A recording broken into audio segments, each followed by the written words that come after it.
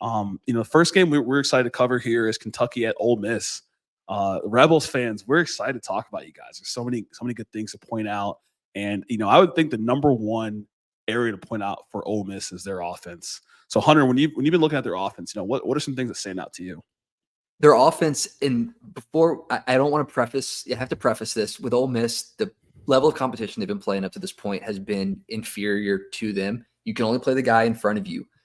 But in those games, they're crushing it. They're, Jackson Dart, yards leader right now in all of college football. Trey Harris, number 2 in receiving yards.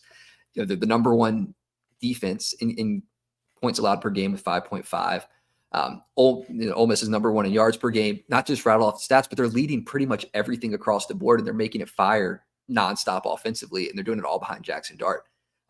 He's got that knowledge, that intellect. He's been there for a while. He's played Kentucky 2 years ago. A lot of these familiar faces, Dane Key and Barry and Brown, were there on the other side of the ball when Ole Miss pulled out a close win there. So offensively, Ole Miss is firing, and it's all behind Jackson Dart, and looking like a Heisman front runner at the front of the pack here. Yeah, it's he's like I said, he's leading the SEC when it comes to yards and touchdowns, and having this number 1 team in the nation when it comes to yards, right? 670 yards on offense. And Trey Harris is really impressive. And a lot of teams have struggled to stop this team, right? I will say the best team they've played in terms of Power 4 level is bottom 5 in yards allowed in the country with Wake Forest. So that stat is again a byproduct of what Ole Miss did to their defense, but it also could just be a matter of what their schedules looked like. But this game will give us a real test with that offense. On the other side is Kentucky's defense, which is clearly their anchor point when it comes to this season. This defense is 4th in the SEC in yards allowed at 217 a game, 6th at passing yards with 142 yards a game. I mean, the only teams that are ahead of this team in terms of rushing defense are Ole Miss and Tennessee. Like, this is a SEC championship defense just based on the way it's performing. The challenge has been the offense matching that, excellence. But this defense is really kind of strangleholded certain teams. We didn't see it against South Carolina per se, but we saw it against Georgia. And we've seen it against Ohio and against Southern Miss. And so it'll be really the biggest test for Ole Miss this time around with the Kentucky defense. Yeah, and what Ole Miss has done successfully so far, they're running majority of their passing plays with play action.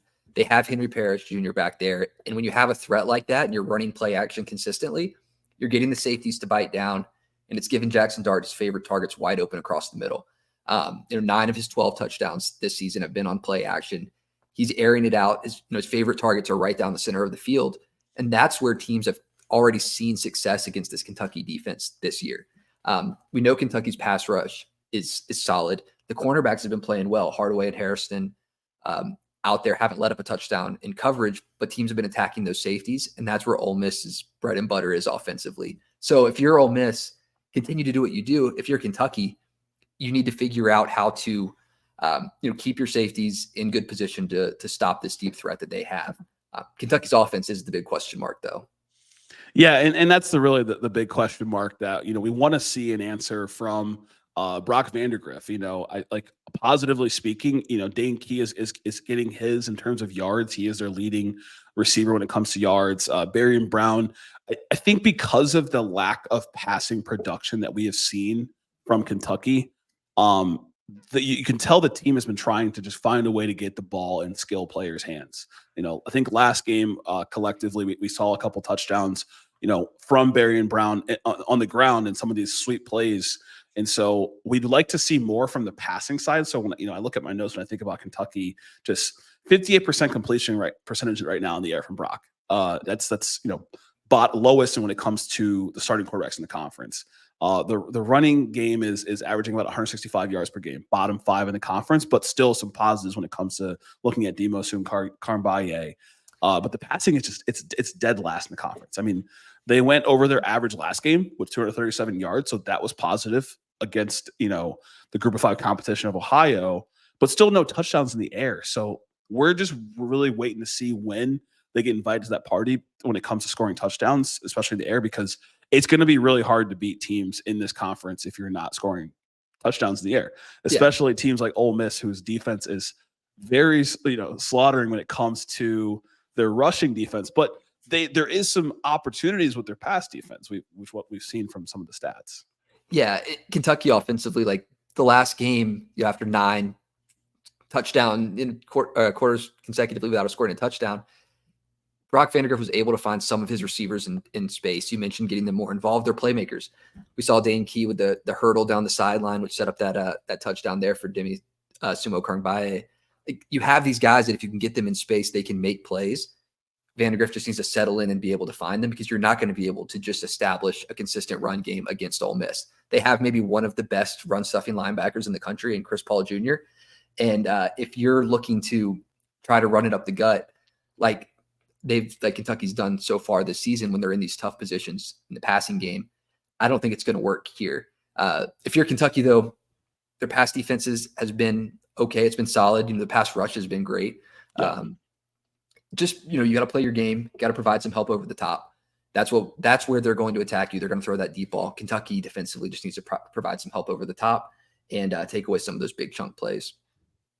Yeah, and I think, like I said, the formula is exactly what you said, right? Like, really, being able to get those big chunk plays or stop those big chunk plays when it comes for Ole Miss, and looking at Kentucky's offense.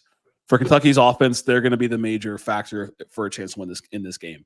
I think if Kentucky's defense can hold Ole Miss to 21, I need to see more from this offense than what they're doing right now, being bottom in the conference in passing, getting Dane Key and Barron Brown more involved in the game in the air. And hopefully this is the week to see it.